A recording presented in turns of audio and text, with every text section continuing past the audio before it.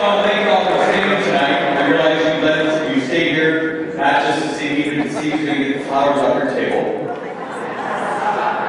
Senator Barker, thank you very much for your leadership, which done to help put this together tonight. Chairman Brady, I want to acknowledge, of course, Congressman Biggert, Congressman Roskin, Congressman Zulu, Congressman Dole, Congressman Holgren, Congressman Schilling, Congressman Walsh. I got all my stuff taken care of when I go to Washington, D.C. lobby to start the state directory.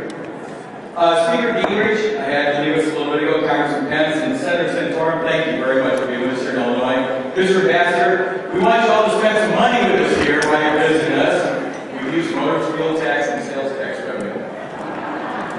You know, I had a unique experience because I didn't work with President Reagan, but I worked with candidate Governor Reagan to be the President of the United States. In 1980, I was 24 years old.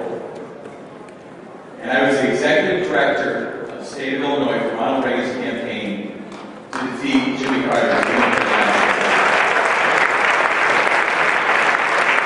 And I remember because for some of you may have seen my inaugural address when I got sworn in as the treasurer of Illinois a few weeks ago.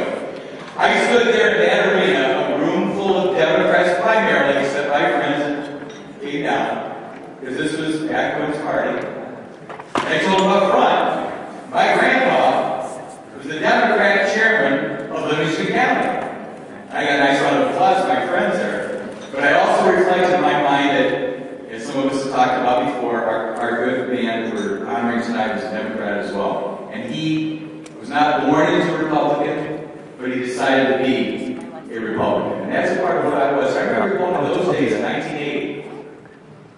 And I had a station wagon dispatched from Schaumburg, Illinois, where the Ronald Reagan, George Bush headquarters was, to go pick up Nancy Reagan at O'Hare Airport. Henry Hyde and Patrick Manning and all of those icons. I got an email from Hetland. He says, my job was to go there and pick up Nancy Reagan and California State Trooper in Macon. Trooper sat in the front seat, Nancy sat in the back seat. We drove around. Congressman Zulu, we were out in your district and all the way through. Tell Reagan about the presence of Ronald Reagan. At that time, in the primary, there were 10 people running for the nomination. Remember that? 76, Ronald Reagan did not win the nomination, Gerald Ford did. But in 1980, there were 10 people. Everybody from our good friend John Anderson from Rockford, Illinois, and Phil Crane, John Conley. There was a lot of folks. My job as a young man, 24 years old, was to meet Ronald Reagan and came to Illinois. I gave him his Bible. And well, here, let me put this picture. Let me talk about President Reagan.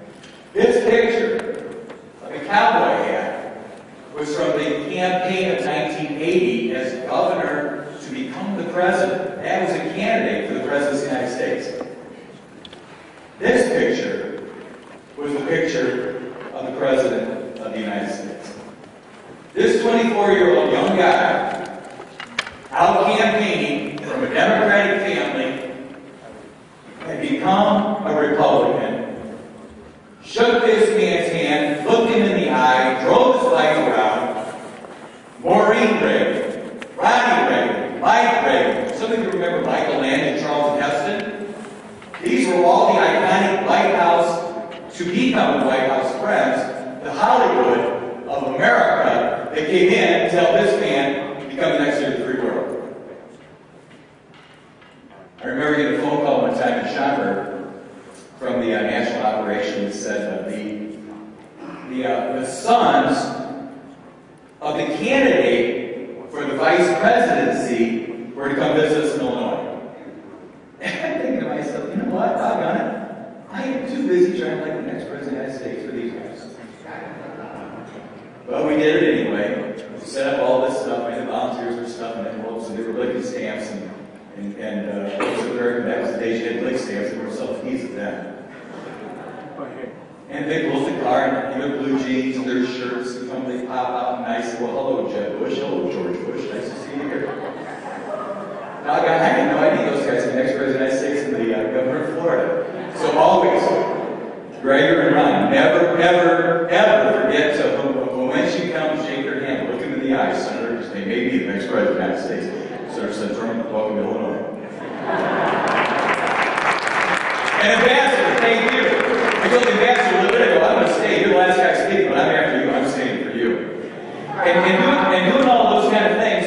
The guy who lived at the White House, and I had the good fortune, this is what Gregor and I talked about earlier, I had the good fortune, Governor Thompson offered me a position to stay here in Illinois, and at the same time, the Reagan transition team called me and asked if I'd like to go to the transition team, which meant I would have to segue to the White House.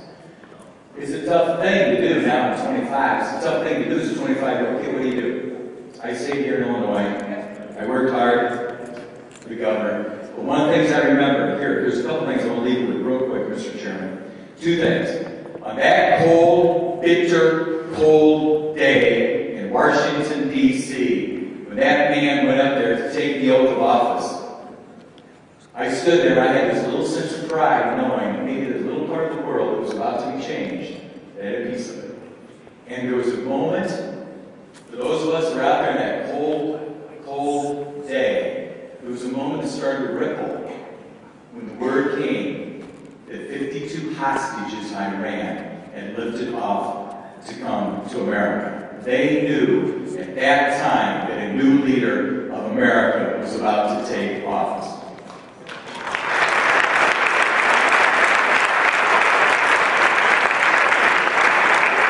The speaker asked me a little bit ago, he said, Dan, how do you win a statewide race as a Republican in Illinois? In 1980, Ronald Reagan carried this state. Ronald Reagan carried Illinois.